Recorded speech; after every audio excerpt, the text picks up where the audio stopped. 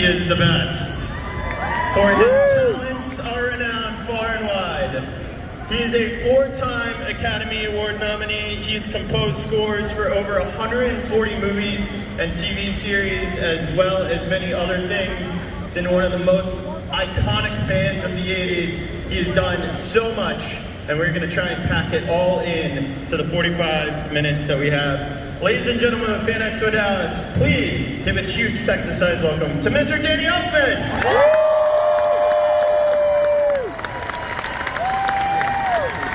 Go ahead.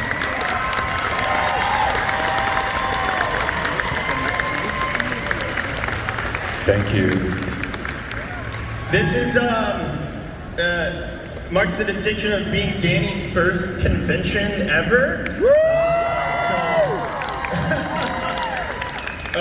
In all the weird worlds you've played in, this is a weird one, huh? Yes. Yeah. This is quite unique. Yeah. A lot of people in a really big room. Yeah. Also, happy birthday. You just had a birthday. What's kind of your secret? Because you look amazing.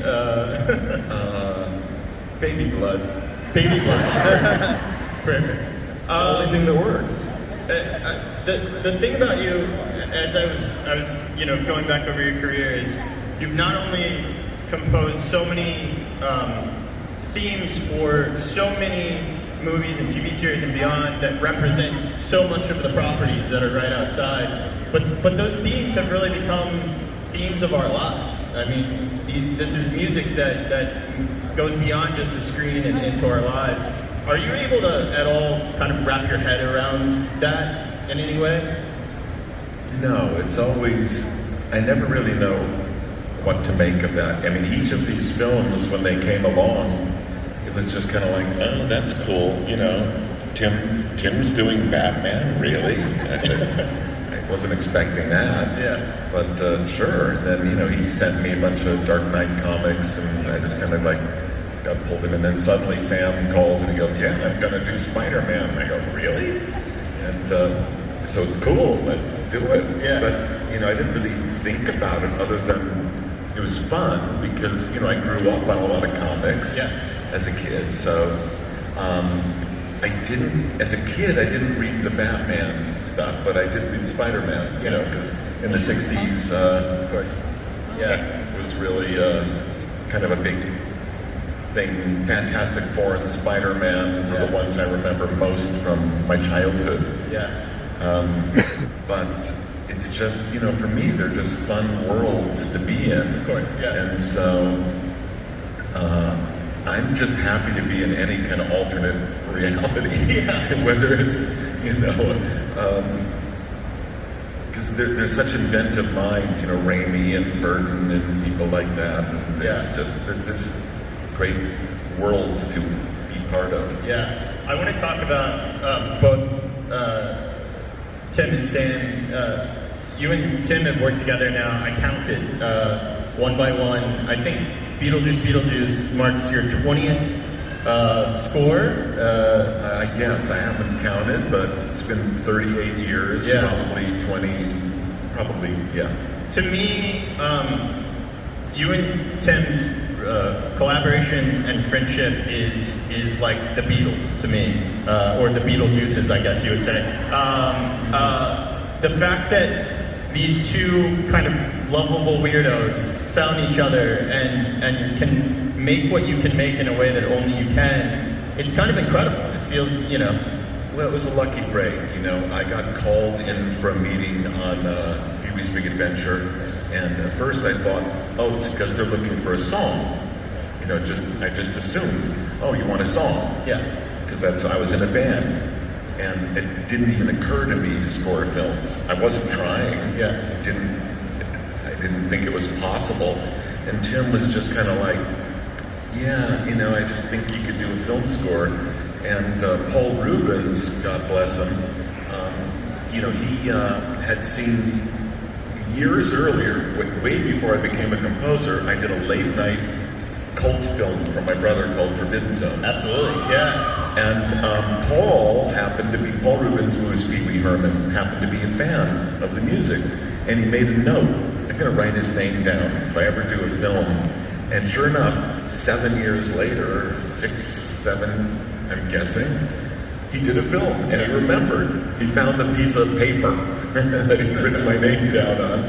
And he mentioned it to Tim. And Tim was like, oh, I go see their bands at the Whiskey A Go-Go, his band. So they decided just to call me in for a meeting. And I just met with Tim. And it was kind of weird because we both picked up very quickly that we both grew up in Los Angeles and we were both monster kids, as what we were called later in this thing forward that Guillermo del Toro did, called us the Monster Kids. And when I met Tim, his idol was Vincent Price and mine was Peter Lorre. I didn't realize that would define our relationship for the next 40 years. Because Vincent Price was often the torturer of Peter Lorre. Right, And Peter Lorre was always the one who was being tortured by life or crawling hands out to kill him or whatever else was trying to get him. So it was just a lucky break. We just hit it off. Told me about the movie, showed me a little bit of it. I went home, I wrote a little piece of music and sent it to him on a cassette tape. I had a 4-track tape recorder, and that became the main titles, The Pee-wee's Big Adventure. Because you mentioned Paul, to me that time in LA in the 80s, I mean, you had you and of course your band Boingo Boingo, which really occupied its own space.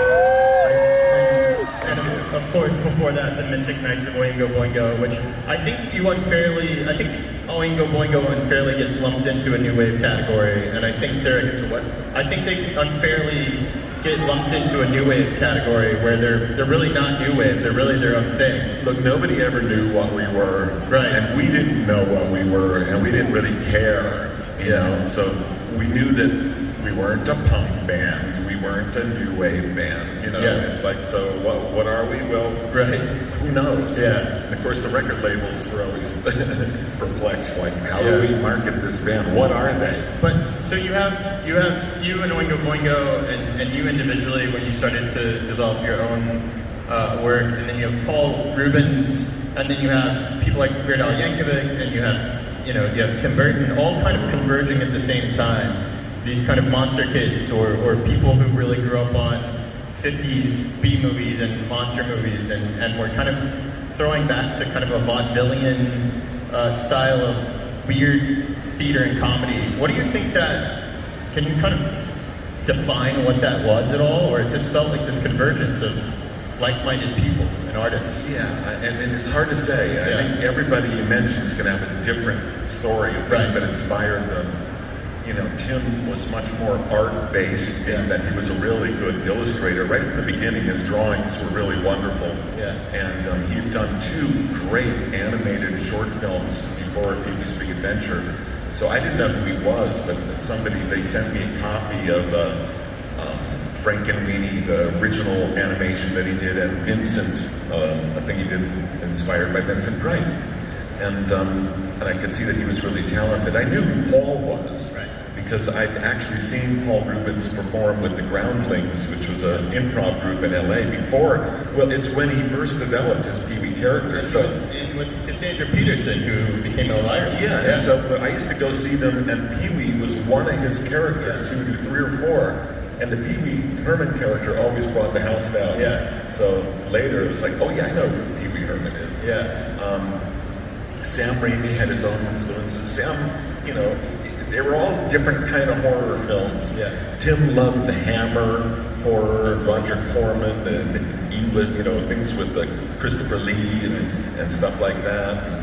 And Sam was more into kind of bloody Italian horror. Exactly, probably. And so, you know, everybody had their own thing, but we did come out of an era where the one thing we had in common is, you know, I went to movies every weekend of my life as a kid, because that's what you did in the 60s. You know, you just walked down the street to the local movie theater, and they had 2 new movies every weekend, which was kind of hard to imagine now, the idea of a theater changing their movies every week. And I would say it was 80% horror films.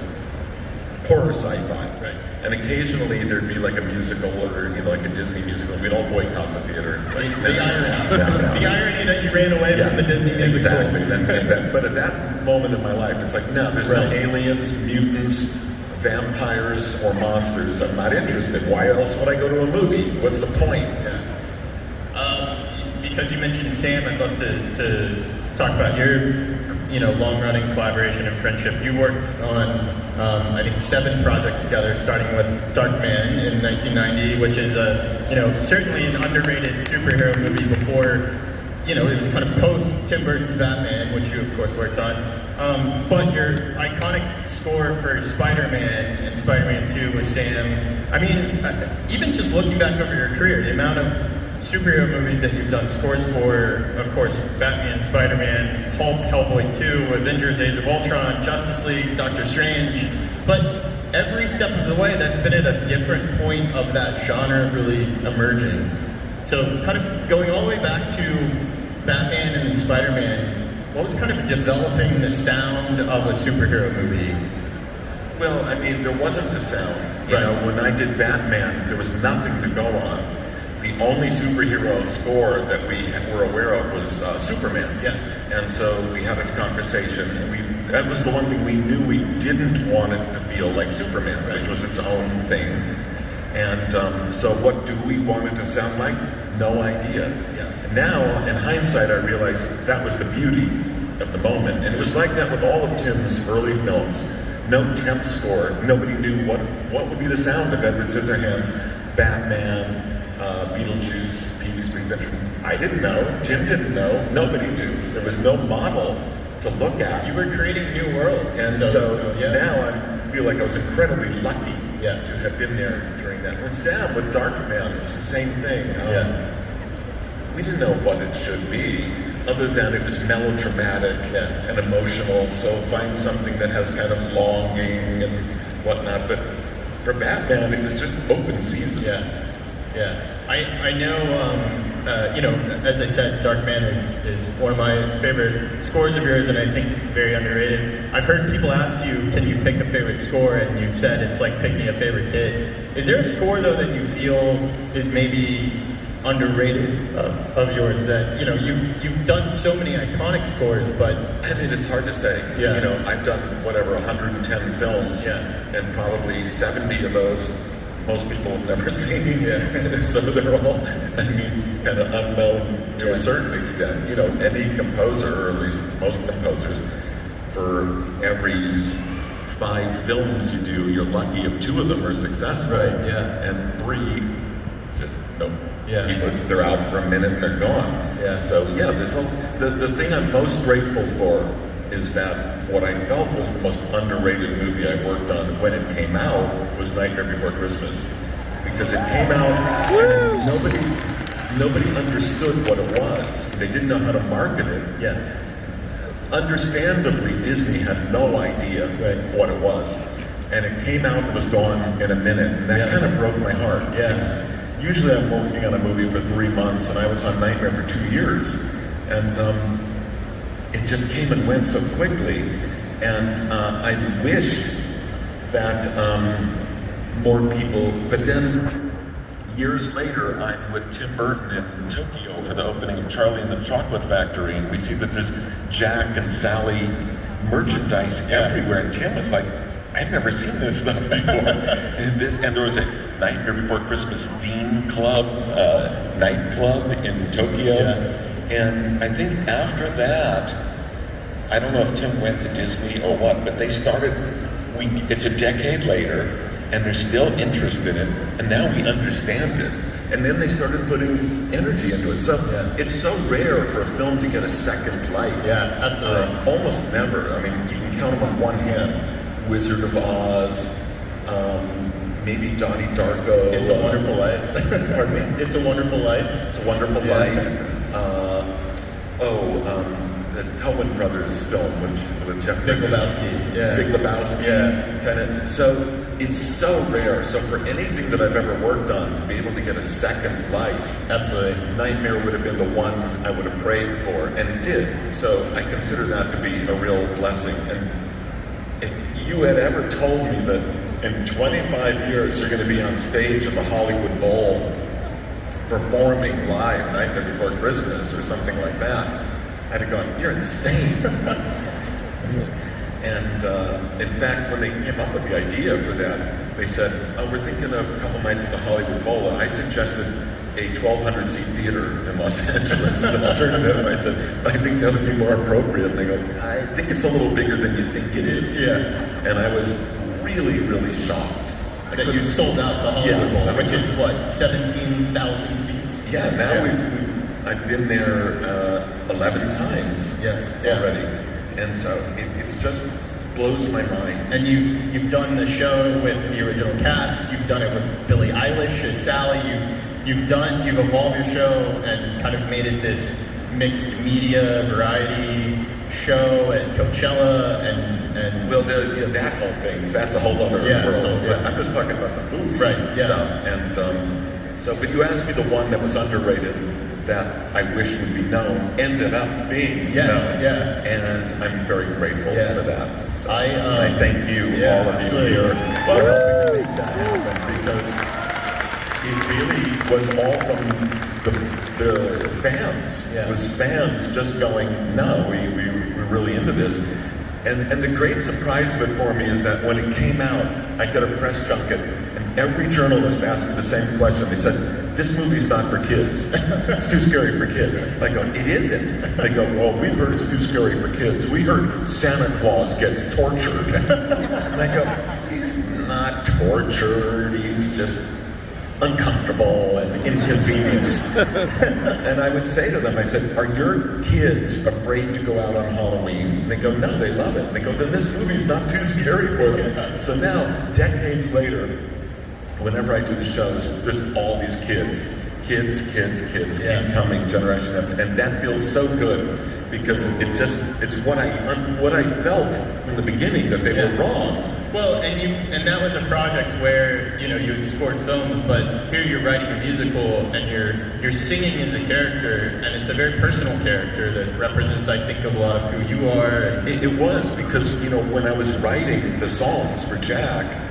I was writing Jack. Of course, I was writing Tim's storyline, but I was also writing from my own point of view of someone who was looking for something else. And I was at a point where I was in the band, but I didn't want to be in a band anymore. And I understood Jack, and I put myself into his psyche. So it was very personal for me. It's, to your point about the kind of cult film, it still occupies its own space in that it feels not only a part of the fabric of pop culture, but it feels a part of people's lives. It's a part of people's traditions. I mean, Nightmare Before Christmas is literally half of a Hot Topic, and then the other half is a Spirit Halloween. But it's people have worked it into their weddings. They've gotten tattoos. They've mentioned it in their vows. It's been their first dances. It's how they mourn people.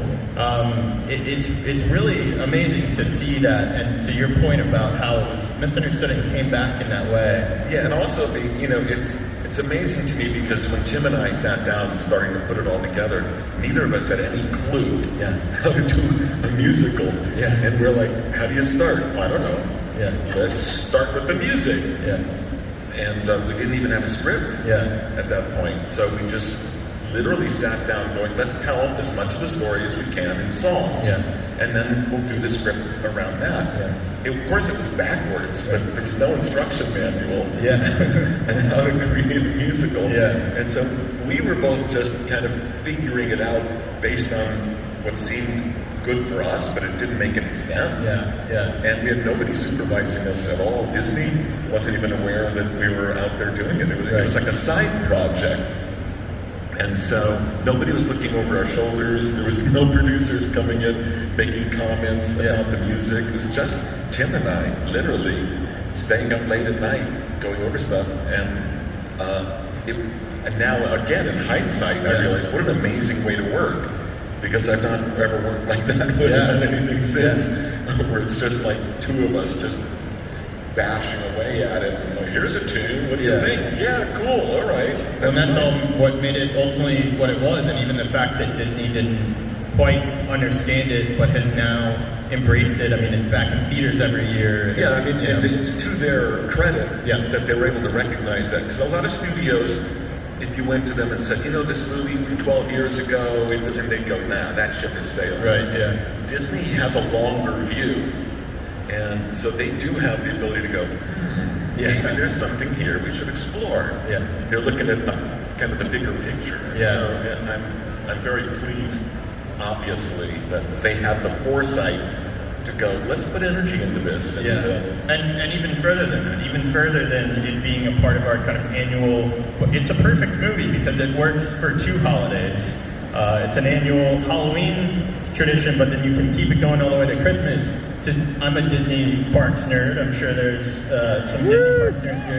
To see the Haunted Mansion overlay every year is so cool. But you got to contribute to the Mystic Manor, which is a Disney Parks ride in Hong Kong. Yeah, in Hong Kong. Yeah, that was really fun because that was inspired by the Haunted Mansion, but it's the Chinese version. And in Chinese culture, ghosts don't occupy the same place. They're not scary. Right. In Western culture, the ghost is your scare. In Chinese culture, it's ancestors. That's something to be revered. So they came up with another way of doing it through like a kind of wicked spirit, a spirit that gets loose, and got to invent it from the ground up. And it was really fun. But I had these three singing, suits of armor. Right. Yeah, and it was my homage to the singing heads, you know, with the little kind of holographic faces on them. The bus, I wanted to do an homage to that. So they're singing this, and we cut it in 3 languages, so it cycles through Mandarin, Cantonese, and English. And I went there and we recorded it 3 times, and as they're singing, da, da, da, da, da, da, they're switching languages. And it was really fun. It's so cool. I have a question that I've always wanted to ask you. What are Danny Elfman's Halloween traditions? What do you do on Halloween? Because it feels like you live Halloween all year long. So yeah, I mean, I know that what's crazy is that for 15, 16 years with Oingo Boingo, we ended up doing Halloween shows every year. Then finally, Oingo Boingo retires, and I go, I can actually go trick-or-treating. For Halloween night, I would go out with my daughters and take them trick-or-treating, and I go, this is such a treat, I don't have to go perform tonight. And then, of course, we start doing the first Elfman Burton show, and then Nightmare Before Christmas, of which, for mysterious reasons, we kept getting requests to do them on Halloween. And right back to doing, all right, I'm doing Halloween shows again every year. Sometimes it's Nightmare Before Christmas, sometimes it's Elfman Burton, sometimes now it's this new show that we're doing called, what is it called? From Batman to Boingo, Big Mess to Batman to Boingo and Beyond, which mashes it all together. And that's what I believe we'll be doing this year. And next Halloween, I believe we're doing Nightmare Before Christmas again. I imagine going trick-or-treating with your daughter is so weird because half of the costumes are things that you've been involved with. It's probably bizarre. It's like the inside of your brain. It's really fun. I remember my daughter, Molly's now, surprisingly makes horror films. Wow. And but I remember the last time I took her out Halloween, she was already getting like 14, 15. She was starting to get embarrassed by being out with her dad. And I did full Quasimodo makeup, you know, with the eye down on my cheek, and like, you know, crazy blood hair and being humpback. And I put this giant rope around my neck. And I would say, okay, so I'll lunge at kids and you pull me back. That's amazing. She was like, Dad, please don't do that. And I go, look, here's some kids coming, Molly, let's go. Like, Molly, yank the rope. Dad, you're embarrassing me. And I go, oh boy, it's hopeless. I missed my chance. Now, of course, she would do it in a second, but you know. Yeah. I did get to trick-or-treat for a while in between the Boingo Halloween shows and then returning with new whole series of Halloween shows. Yeah. So it just seems like I'm always doing some performance somewhere on Halloween or close to Halloween. Right, absolutely.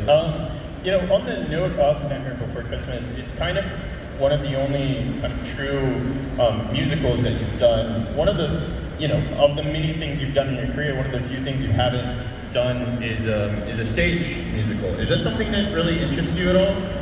I mean, writing a musical, a stage musical. Yeah, I mean, I've started a few musicals, but none of them have gotten produced yet. So Yeah. it's interested me, but I like weird musicals, and so when you're writing something for Broadway, you know, they're looking.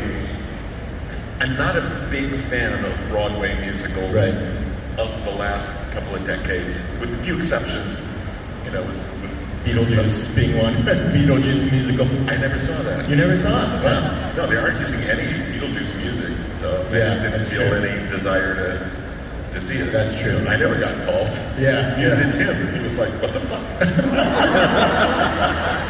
Well, I think that space has opened up a little bit because, of course, David Byrne's musical was so kind of avant-garde and interesting. I mean, the world, I think, would want to see a Danny Elfman stage musical. So if I get a chance, you know, perhaps I'll return to that. But it'll be weird, and I'll have to find some really odd producers that want to put it on. Yeah. So. I'll ask one more question and then we'll take it to the audience. So if you'd like to ask one, go ahead and line up and we'll get to as many as we can. You know, in kind of reading about your backstory and your bio and your childhood, and that you grew up as kind of a science kid, obsessed with science, and then going into kind of all the traveling that you did with your brother and the street performing, and the kind of live theater, the avant-garde theater troupes into Mystic Nights, and then Oingo Boingo, and then the film scoring. It all feels like it's been a stepping stone and an evolution, and it's all kind of tied together. But it also feels like you're very much an artist who lives in the moment of what they're doing. So now that you've done so much, you know, where do you kind of go from here, I guess? Oh my God, there's a million places to go. Yeah. I mean, because I meet challenges all the time. So the last 8 years, you know, I started doing my classical work every year. I managed to do 8 pieces in 8 years. Yeah. Just had a piece, 2 pieces released on Sony Classical 2 weeks ago.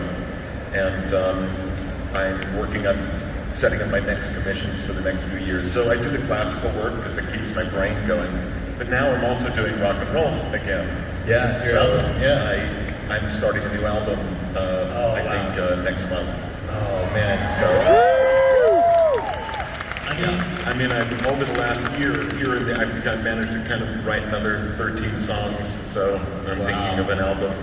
Maybe I'll call it 13 Songs. There you go. When you released that 2-disc album around COVID and Happy came out, it captured something we were all feeling that I think we couldn't define, which I think speaks to your career in general, that in Tim's films and your collaborations and all the films that you've done, I think it's made a lot of us who felt othered not feel so othered, and we've connected with it in that way. And yet when you released your album during COVID and you released that video, which was the kind of embodiment of the nightmare, you know, fever dream we were all living in. So it's exciting to hear that you're making more music. Yeah, I mean, in that sense, even though, of course, COVID, you know, and the pandemic was horrible for everybody, but for me, it ended up being a stroke of luck because suddenly I found myself with nothing to do for a little while, which had been a long time since I had nothing to do, and I said, I'll just start writing some songs. And 18 songs later, I called my manager, I said, if we don't stop, I'm just going to keep going. And I said, all right, let's see if we can figure out a way to put this out. Yeah. So it just was a way for me to occupy my time. But then it opened up this new door that I really enjoy. Yeah. I'm enjoying, you know, played Sick New World last month, and I really had a fun time with that. So, you know, I don't know how much longer I can do that, but for this moment, I'm enjoying it, and I want to keep doing that. Well, we love that you want to keep doing it, and we hope that too. So, all right, we got a good line here. We're going to try and get to as many of these as we can. So, take it away. Hey, my name is Robert. How you doing? Hi. Hey, so why didn't you compose Spider-Man 3? What happened? composed Spider-Man 1 and 2, and then you stepped away and Christopher Young came in and composed it, so what happened? Spider-Man 3. Yeah, I don't remember. I had, back in those days, I went through a period where I didn't talk with Tim Burton for, a year and a half. We had a falling out, and then Sam and I had this falling out, and then at a certain point I realized that these falling outs are really stupid. It's usually just me throwing some kind of tantrum over something or not understanding. And then fortunately for me, I got realigned with both of them again. So I feel very lucky because, Tim and I, when we started out, we joked, we'll end up like Bernard Herrmann and Alfred Hitchcock. Bernard Herrmann was my idol as a composer, and Alfred Hitchcock, and they did all these famous scores together. And then they had an argument, and they never worked together again. And it was such a shame for me as a fan. So, I had some moments like that where it's like, I don't want to work with them anymore. And then a year later, I'd go, I really, really miss them. I miss Sam. I missed him terribly. That was a stupid move. So, you live and you learn. That's all I can say. Thank you. Hi. Danny, I'm Carla. Hi. Are you dressed as Wednesday Addams? A little bit. Appropriate. All right. Hey, now that you're enjoying getting out there again. Wait, a little louder. I'm sorry. There's so much sound in here. Now that you're enjoying getting out there and performing again, how about that Boingo Batman show? Are you going to do more of a tour? Oh, a tour. Are you going to? A little bit. You mean with that show? Yes. Well, the problem is that particular show takes 60 musicians on stage. So yes, we've explored taking it out to other places, but it's so difficult because it's combining old songs from the Boingo, new songs that I'm writing now and from Big Mess, and film music. But the film music takes a big crew. So we're exploring how to do that. I mean, obviously sending 60 musicians on tour is just not financially feasible most of the time. So we're trying to figure that out. I didn't think about that when I wrote Big Mess. I knew I was putting orchestra with a rock band, but I didn't think about, how will I ever perform this live? Well, we'd like to see you here in Dallas. I know you had to cancel recently for DSO. We'd love to have you come back. Thank you. Yeah. Thank you. All right, we'll take a quick question from Spider-Man here. Hey, Spidey, that's appropriate. Hey there. Hi. Hi, so I am not Peter Parker, but anyway, so as you can tell, I am a huge Spider-Man fan. We can tell, yeah. Love Spider-Man 1, love Spider-Man 2, also a huge Batman fan, love the songs. I have to ask, when composing those songs, can you walk us through your thought process? Do you work with either Sam Raimi or Tim Burton? Did you watch the film first, then think of the song? Can you just walk us through your brainstorming process, please? Yeah, I mean, usually I see a rough cut of a film, and in that rough cut, I'll spend some weeks just developing ideas before I play anything for whether it be Sam or Tim. Tim has a unique way he always wants to bring me on the set when he's about halfway done shooting. And so in that case of Batman, he flew me out to London. I walked through the Gotham City set, and then I sat with the editor and I looked at about 30 minutes of footage. And literally in the plane on the way home, the whole score started coming into my head. It's like, why here on an airplane? But You thought of the Batman theme on an airplane? yeah, I mean, there's a story I like to tell of it started coming into my head while I was on this 747, and because there's somebody sitting next to me, I have a tape recorder, but I'm trying to make a lot of notes for myself, but I'm sitting next to somebody, so I kept running into the bathroom. Wow. And after 2 or 3 times getting all these ideas, I'm running into the bathroom, shutting the door, and I come out, there's a flight attendant's like, "Are you okay, sir?" "Yeah, I'm fine. I'm fine. I'm fine. Actually, I'm really fine. I'm really, really fine." Okay. And then 10 minutes later, I'm back in again. Now I open the door, there's 2 flight attendants. "Can we do anything for you?" No, I'm great. And they're going, "What can he be doing in there about every 10 and 15 minutes? He can't be doing drugs that frequently." But he's coming out all excited, okay, something's going on in there. What's going on in there? I've got my tape recorder, and I'm notes and notes and notes and notes.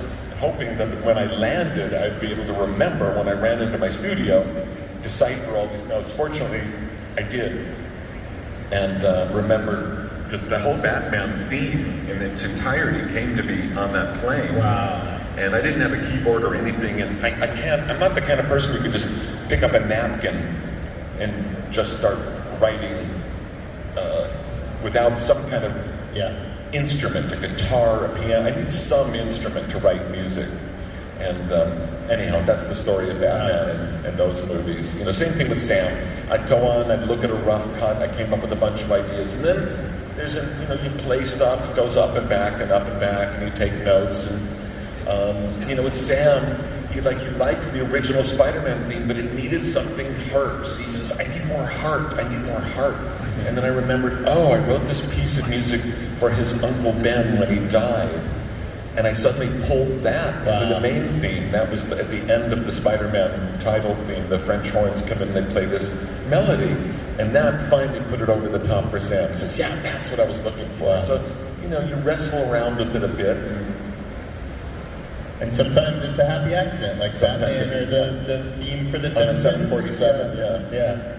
Which, if you don't know, amongst the many things that Danny's done, he also composed the theme for The Simpsons, which is something we can spin in time. That I wrote in the car, driving home from... That came to my head in the car. You've done Batman in a plane, you did The Simpsons in a car, so at some point you got to write something on a train. Yeah, The Simpsons, literally, I came home from my meeting with Matt Groening, and the whole thing was in my head as I was driving home. And I just got home and I ran downstairs. I wouldn't even say hello to anybody. And just by the end of that afternoon, I had the whole thing done. But that's a lucky break. Yeah. That doesn't usually happen that way. Like boom, like that. Usually it's a struggle. But occasionally they just happen. And The Simpsons was definitely that way.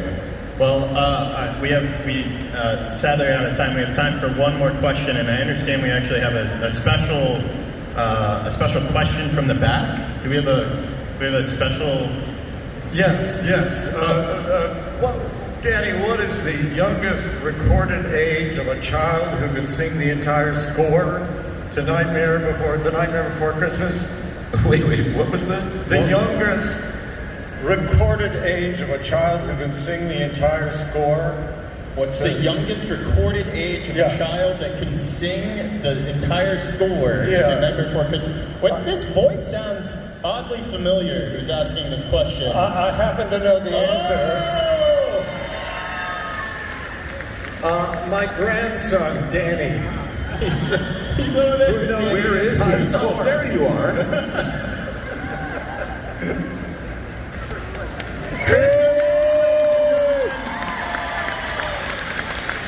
This is a special treat. This is, of course, Danny's first convention, and we just happen to have Chris here as a guest too. So right now in front of you, you have both Jack Skellingtons on stage. And this is a true story, by the way, Danny, that my grandson, who, and by the way, I have 9 grandchildren, and they're all completely captivated by your music to the movie. And I'm going to do this, and I've been waiting to do this for a long time.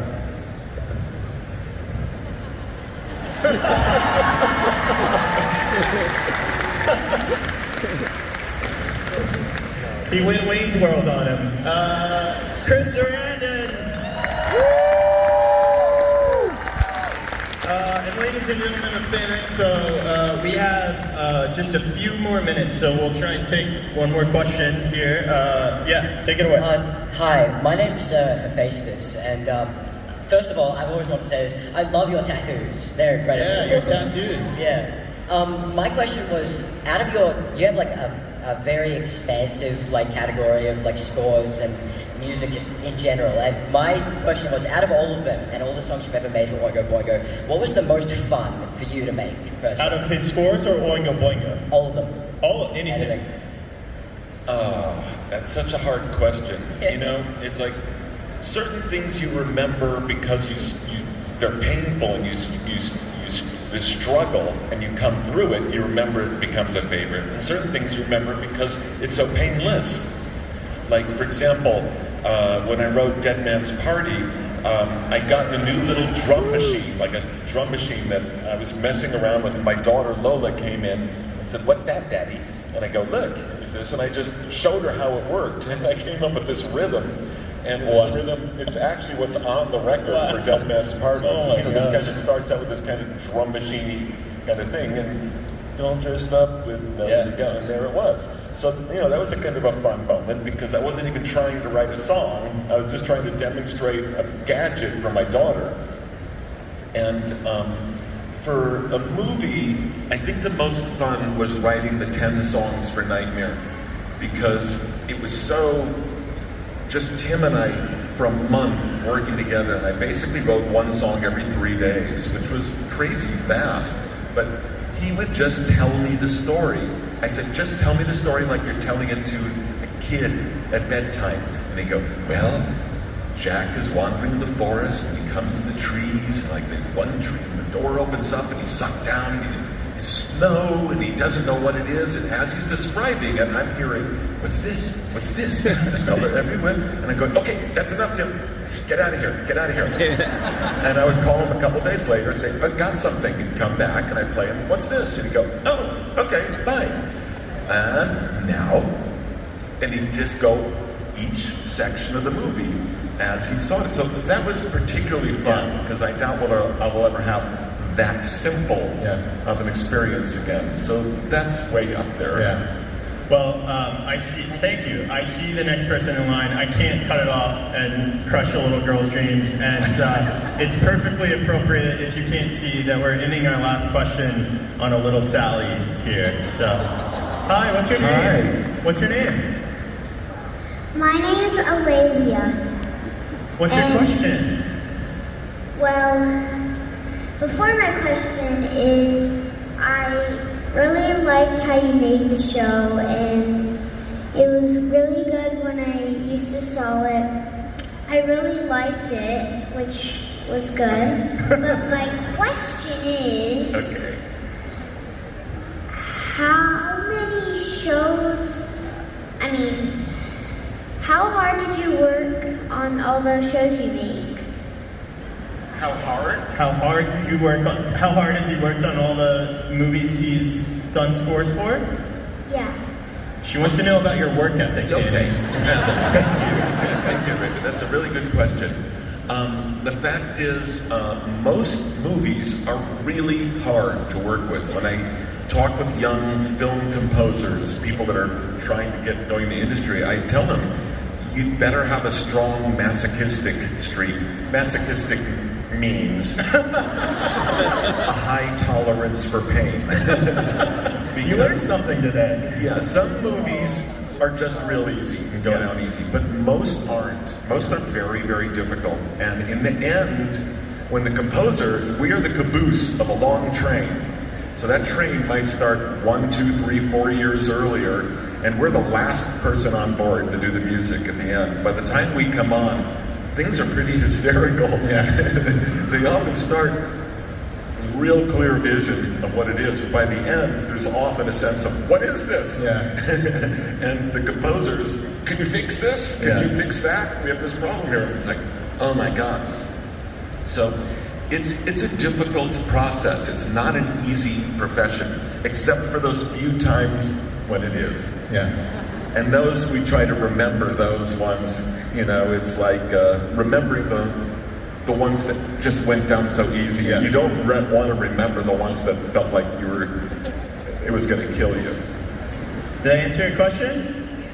Thank you. Thank You're you. welcome. Work Hope you hard. have a nice time with your children. She said, have a good time with your children. Thank you.